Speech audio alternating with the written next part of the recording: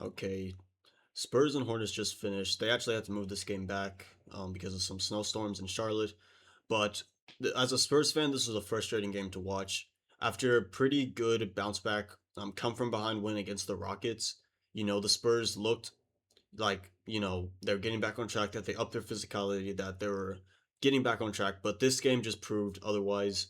And it also kind of confirms what people think about the Spurs and how they play down the competition and how they're a soft team. And I thought they kind of erased that in the last game, but apparently not in this game. So the Hornets, I don't want to get down on the Hornets like they're a bad team and that they're playing down the competition too much, because the Hornets are, I believe right now, currently the hottest team in the NBA right now with a 6 game winning streak. They're just the best team in the NBA right now, or they're the not the best team, but they're playing the best right now with 6 games in a row winning. Their offense is really good, and that was shown especially in this second quarter by the Hornets, which was really a big part of this game, but it wasn't the whole game, and I'll get to that in a minute. But yeah, the Hornets went on a big run in the second quarter. It was hard for the Spurs to come back, but in the fourth, they were starting the fourth. I think they're down by 10, and then by midway through the fourth, it was the game. But for the Spurs, this is what I ask. As a Spurs fan, I've been watching like every single game this year. I've been dying for the Spurs to bench Harrison Barnes because he started off the year really hot, but as of late, he has not been shooting it well. Um, this game, he shot it well coming off the bench, which was good. And so he finally came off the bench. But this is not a lineup you have to go out with. This cannot be the lineup that is better, because I honestly think Barnes in the starting lineup is better than this. Like, I get it. Mitch Johnson loves his guys. He likes putting the best 5 guys out there. It seems like Wemby, Fox are guarantees. Castle is really good. Vassell, Champagne, maybe Harper should be in there, but they need a backup point guard, so that's why he doesn't put him in the starting lineup. But this cannot be your lineup, and it's shown in the stats because this is just too small. You have Wemby at the center, obviously, very big, um, but it's not like a big rebounding guy boxes out. He just gets rebounds because he's tall. Fox, you have an undersized point guard. You have another guard around 6'5". You have another guard at 6'4", and you have a wing out of Julian Champagne at 6'8", which by the way is a great rebounder, but it's just not that's not big enough to go against these teams. Like, I don't know why the Spurs and Mitch Johnson is so against putting a power forward out there like Jeremy Sohan, which I think he was out this game, but put Carter Bryant out there, put Kelly Olynyk out there. Like, this is not going to work, and it's the story of the game, because if you look at it, you look at field goal percentage, Spurs actually won that. 3-point percentage, Spurs actually won that.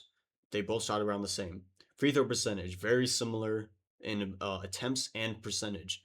You look at offensive rebounds, this was a big thing. Defensive rebounds, this was a big thing. Assist about the same, steals about the same, blocks, total turnovers, points off turnovers. Fast break points is always good for the Spurs. Points in the paint about the same, fouls about the same. This is the thing. And if you look at it, so like, how did the Hornets win this game? And for most of this game would lead, like they were up for most of this game, and they led for most of this game. Well, it comes down to what you saw here: the offensive rebounds and defensive rebounds. They out rebounded us total by 15 rebounds, which had led to, even though we shot the same field goal percentage, they had almost 10 more shot opportunities because of these rebounds. And it just kills you in these games. Like, it kills you, especially for a team that's already considered soft. You cannot be soft and be getting rid of the ball. I mean, giving the ball to the other team 2 times in a row to score. Like, you cannot give them extra possessions, and that's what the Spurs did. So if I'm the Spurs, I'm glad they benched Mitch finally benched Harrison Barnes, but this is not the lineup you can go with. This is a too small line. And again, I get it. Champagne is a good rebounder. Wemby had a bad game. He'll usually get more rebounds. Castro is a very physical guard, but he's playing small forward. Like, we're very undersized with this. And it sucks because obviously Harrison Barnes, I think he should come off the bench. I think all these guys right here should come off the bench. But you have Kelly Olynyk, who did not play today for some reason. You have Carter Bryant, who did not play for some reason.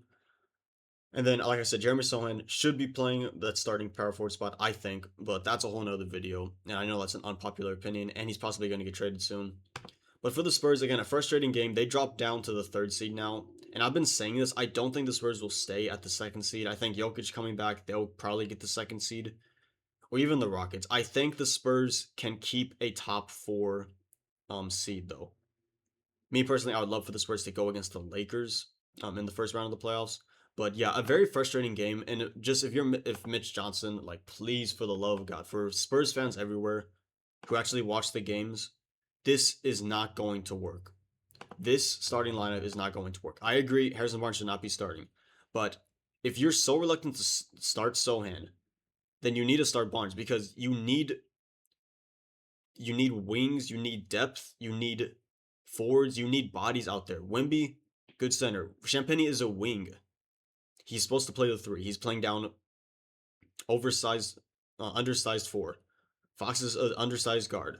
Vassell is our shooting guard. Stephon Castle is a point guard shooter. Is a combo guard. He's playing small forward. This team is too small. And for a team that's too small and soft, like this is not going to work. That's the story of the game. Honestly, the Spurs did really well, and I was saying it in the second quarter, and even early in the third, the Hornets were just hitting some shots that were lucky. They were just hot shooting the ball. They're not going to stay like that forever, and the Spurs stuck with it. It's the regression back to the mean. You shoot that well, you're going to have a slump in the second half. And that happened, and the Spurs did well to stay in it.